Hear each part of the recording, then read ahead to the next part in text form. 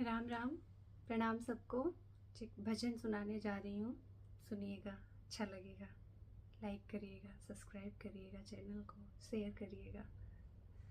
जागर राम भजन ना होई कि निदिया, वही घर जई है ना।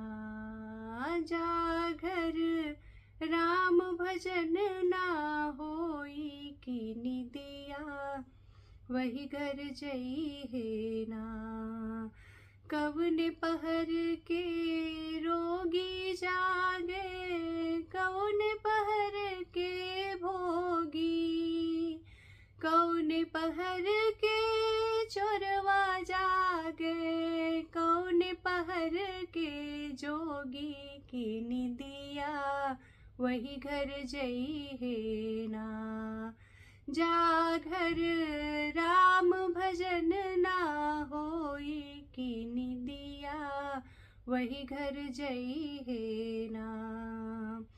पहले पहर के रोगी जागे, दूसरे पहर के भोगी, तीसरे पहर के चोरवा जागे, तीसरे पहर के चोरवा जागे, चौथे पहर के जोगी की निदिया, वही घर जई है ना।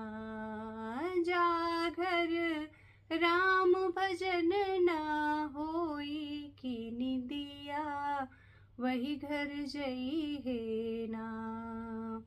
कौने खातिर रोगी जागे, कौने खातिर भोगी, कौने खातिर चोरवा जागे, कौने खातिर जोगी की निदिया, वही घर जई है ना।